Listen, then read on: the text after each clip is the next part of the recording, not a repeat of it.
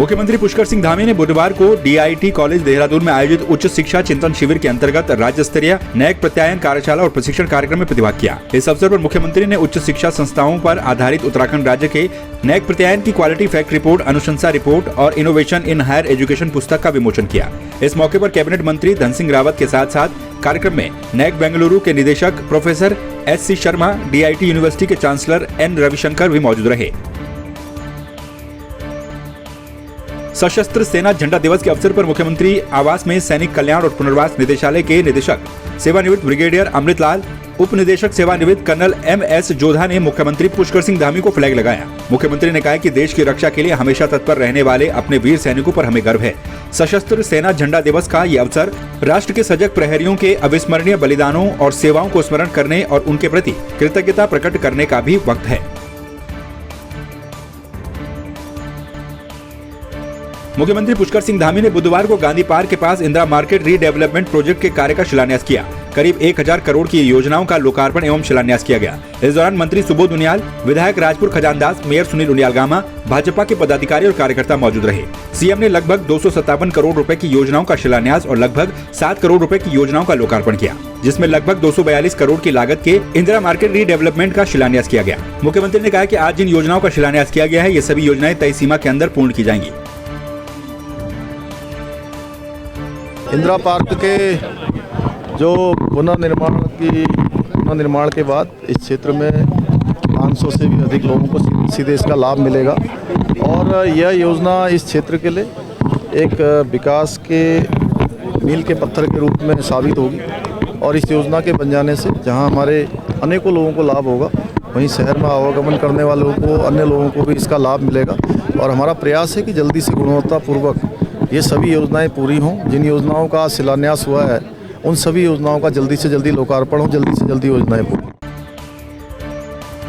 लाल बहादुर शास्त्री राष्ट्रीय प्रशासनिक अकादमी के 97वें फाउंडेशन कोर्स के प्रशिक्षु अधिकारियों को संबोधित करने के लिए राष्ट्रपति द्रौपदी मुर्मू 9 दिसंबर को मसूरी पहुंच रही हैं, जिसकी तैयारियों को लेकर लाल बहादुर शास्त्री राष्ट्रीय प्रशासनिक अकादमी के पोलो ग्राउंड स्थित हेलीपैड में निरीक्षण किया गया। राष्ट्रपति के दौरे के दौरान लाइब्रेरी चौक से पोलो ग्राउंड हेलीपैड तक चप्पे चप्पे पर पुलिस के जवान मौजूद रहेंगे। पुलिस की रिहर्सल के दौरान अकादमी क्षेत्र छावनी में तब्दील नजर आया। कांग्रेस के पूर्व प्रदेश अध्यक्ष गणेश गोदियाल ने प्रेस वार्ता करते हुए सरकार को विभिन्न मुद्दों पर घेरा। गोदियाल ने विधानसभा अध्यक्ष के उस बयान पर आपत्ति जताई जिसमें उन्होंने कहा था कि बिजनेस नहीं था, इस वजह से सत्र को 2 दिन में ही समाप्त करना पड़ा। गोदियाल ने कहा कि बिगड़ती कानून व्यवस्था पर विपक्ष को सदन में चर्चा नहीं करने दी गई। 2 दिन में सरकार ने सत्र को जानबूझकर समाप्त किया ताकि ज्वलंत मुद्दों पर विपक्ष चर्चा न कर पाए। इसके अलावा अंकिता हत्याकांड, UASSC भर्ती घोटाला, सहकारिता घोटाला, अतिथि शिक्षकों जैसे विभिन्न मुद्दों पर गणेश गोदियाल ने सरकार पर सवाल किए। मैं स्वयं इस बात को कह रहा हूं कि 7 दिन के बिजनेस को 2 दिन में समेटना विपक्ष के अधिकारों का हनन है। विपक्ष का अधिकार है, एक ही चीज तो विपक्ष के पास होती है कि हम सदन में मुद्दा उठाएंगे और हमारे उस अधिकार को भी 7 दिन के अधिकार को 2 दिन में समेटा। तो ये सरकार दिखाती है कि हम लोकतांत्रिक सरकार हैं, लेकिन ये तानाशाही सरकार है। हमारे समय को काट दिया इन्होंने। उत्तराखंड के मूल मुद्दों पर जिन पे बात होनी थी उन पर बात करने का जो समय था वो समय काट कर 2 दिन कर दिया। इसी का तो हम प्रतिरोध कर रहे हैं, इसी बात का तो विरोध कर रहे हैं। किर्गिस्तान में आयोजित हुए एशियन पावर लिफ्टिंग चैंपियनशिप में रुद्रप्रयाग के बामसू गांव के आर्यन कंडारी ने गोल्ड जीतकर उत्तराखंड के साथ साथ भारत का भी नाम रोशन किया। आर्यन की इस उपलब्धि से जनपद में खुशी का माहौल है। आर्यन कंडारी इससे पहले भी उत्तराखंड पावर लिफ्टिंग में 2 गोल्ड मेडल जीत चुके हैं। आर्यन कंडारी मूल रूप से जनपद रुद्रप्रयाग के बचनसू पट्टी के बामसू गांव के रहने वाले हैं। आर्यन के पिता ने कहा है कि आर्यन को बचपन से ही पावर लिफ्टिंग का शौक था। पिछले 4-5 वर्षों से वो इस क्षेत्र में कड़ी मेहनत कर रहे हैं, जिसका नतीजा आज सबके सामने है। ये किर्गिस्तान में था, बिस्केक है जगह का नाम, और ये एशियन पावर लिफ्टिंग चैंपियनशिप थी जो कि जिसमें हम पावर लिफ्टिंग खेली थी, फुल पावर लिफ्टिंग। और फुल पावर लिफ्टिंग में 3 चीज़ें होती हैं, स्क्वाट्स, डेडलिफ्ट और बेंच प्रेस। तो स्क्वाट 200 किलो थी मेरी एंड बेंच प्रेस 122.5 kg और डेडलिफ्ट 257.5 kg। तो जो इन तीनों का टोटल होता है उसको मिला के ही प्राइस देते हैं। तो टोटल मेरा 580 kg था। तो 580 kg के लिए सिर्फ एक मेडल था और अलग से डेडलिफ्ट के लिए भी मिलता है, तो डेडलिफ्ट का अलग से था। एंड एक बेस्ट लिफ्टर की ट्रॉफ़ी होती है जो कि नंबर 1 को मिलती है अपनी कैटेगरी में, तो बेस्ट लिफ्टर की ट्रॉफ़ी भी मिली। इस क्षेत्र में तो शुरू में फिटनेस का बहुत शौक था, स्पोर्ट्स में भी था, फुटबॉल में हमेशा।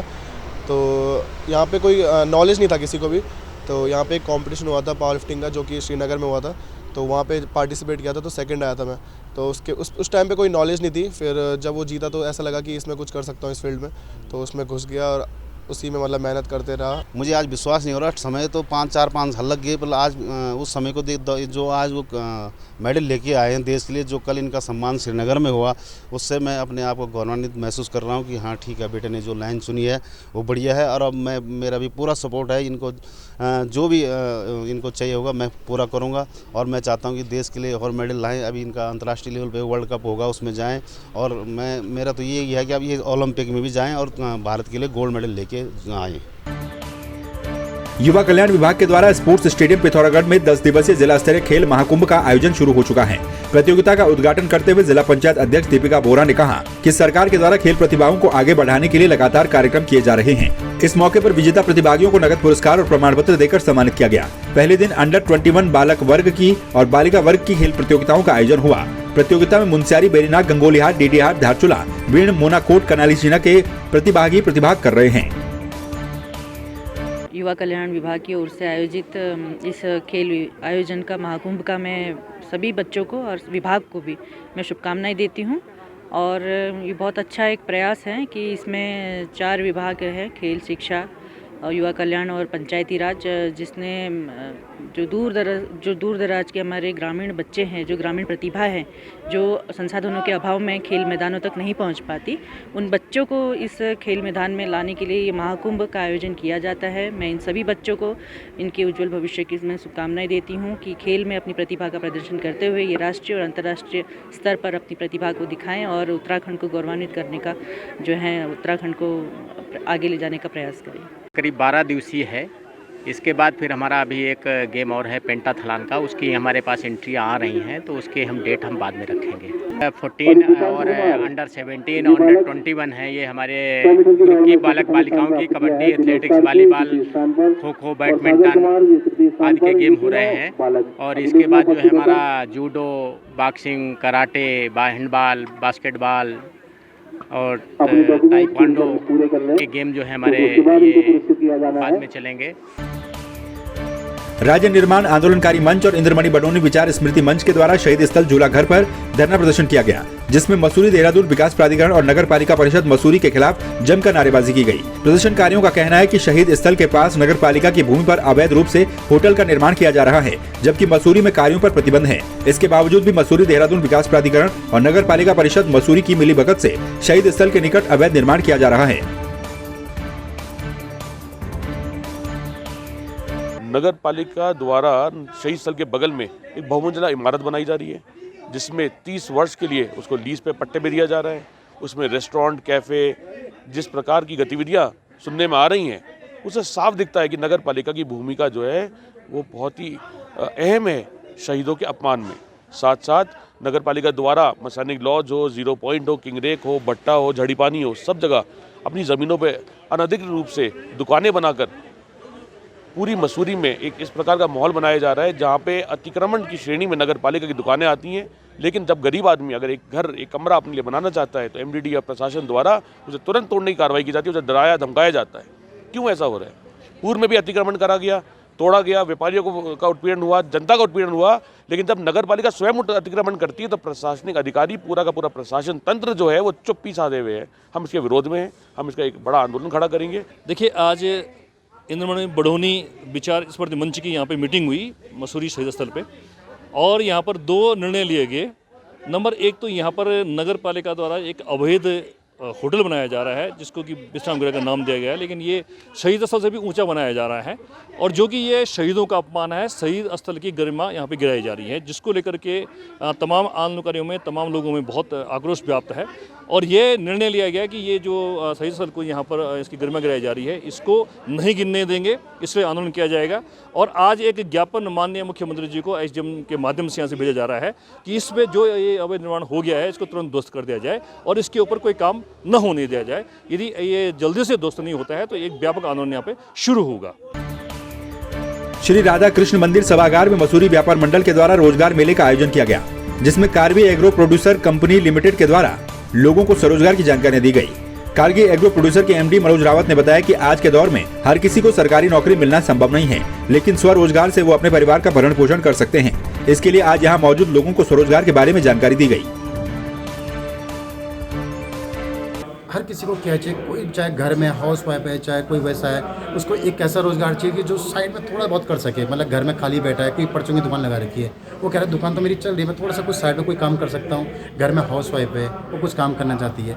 तो हमारा जो संस्था का जो बेसिक कॉन्सेप्ट है कि छोटे छोटे ऐसे स्वरोजगारों में काम करना जिसमें कि हमारा लागत कम हो, कोई कॉस्टिंग बहुत ज़्यादा ना हो इसमें, और इसके क्या कहते हैं मार्केटिंग में खपत हो, इसमें कोई टेक्निकल ऐसा ना हो कि हमें क्या कहते हैं 3 महीने का कोर्स करना पड़े, सस्ती चीज़ सस्ते से आराम से काम कर सके, मार्केट में इसकी खपत हो। ऐसे बहुत सारे छोटे छोटे प्रोसेस में काम करते हैं। अगर मैं छोटा सा एग्जांपल देता हूँ आपको, चप्पल बनाने का, दिया बनाने का, कैंडल बनाने का, दो पत्ती बनाने का, आपका दोने पत्तल बनाने का, आपका क्या कहते हैं ये समरानी का बनाने का, गोबर के बहुत सारे प्रोडक्ट्स होते हैं, मोबाइलेशन होता है, हवन टिक्की होता है, शुभ लाभ होता है। ऐसे प्रोडक्ट जिनकी मार्केट में खपत भी है और बहुत आसानी से बना सकते हैं। तो इस तरीके के प्रोजेक्ट्स में हम एक अवेयरनेस फैलाते हैं और हम लोग क्या कोशिश करते हैं कि महिला शक्तिकरण में भी काम कर सकें। क्योंकि महिलाओं का क्या है कि वो घर में जैसे बैठी हैं या हस्बैंड के साथ कुछ सहयोग कर सकते हैं, कुछ नहीं, अगर वो 4,000 रुपये 5,000 की इनकम करते हैं तो कुछ एक योगदान करते हैं। और क्या होता है कि दुकानदार या जो कोई भाई हमारे भाई बहन बैठे हुए हैं उनको साथ में एक रोज़गार के ऑप्शन उपलब्ध करा सकें। ऐसे चीज़ों में हम लोग बेसिकली काम करते हैं। कारगिल कंपनी द्वारा और मसूरी ट्रेडर वेलफेयर एसोसिएशन द्वारा एक संयुक्त रूप से रोजगार मेले का आयोजन किया गया। इसमें किस प्रकार से समूह बनाकर और किस प्रकार से एक महिला या पुरुष अकेले में भी, एकल रूप में भी एक किस प्रकार से अपना व्यापार शुरू कर सकते हैं, आमदनी शुरू कर सकते हैं, रोजगार इकट्ठा कर सकते हैं, इस बारे में जानकारी दी जा रही है। इसमें तरह तरह के कार्यक्रम हैं, तरह तरह के इसमें उत्पाद हैं जो घर बैठे एक व्यक्ति काम कर सकता है और उनको बेचकर अपनी एक फिक्स आय, अपनी मासिक आय तय कर सकता है। जैसे पेपर प्लेट बनाने वाली मशीन, दोने बनाने की मशीन, साथ साथ दिए की मशीन, धूप बत्ती बनाने वाली मशीन, अगरबत्ती की मशीन, गाय के गोबर से किस प्रकार के उत्पाद बन सकते हैं उसके बारे में जानकारी दी जा रही है। बागेश्वर जिला अस्पताल से प्राप्त जानकारी के अनुसार 2 व्यक्तियों की संदिग्ध परिस्थितियों में मौत के मामले सामने आए हैं। पहला मामला जिला मुख्यालय से लगभग 80 किलोमीटर दूर कपकोट ब्लॉक से सामने आया, जहां बचम गांव निवासी हीरा सिंह बुग्यालों की तरफ भेड़ बकरी चराने गया था। खबरों के मुताबिक चट्टान से फिसलने पर व्यक्ति की मौत हो गई। वहीं दूसरा मामला बागेश्वर तहसील के अंतर्गत राजस्व पुलिस के खोलिया ग्राम से सामने आया है, जहां एक खड़िया खदान में कार्य करने वाला नेपाली मूल का युवक बांज के पेड़ में लकड़ी काटने के दौरान पेड़ से गिर गया और उसकी मौत हो गई।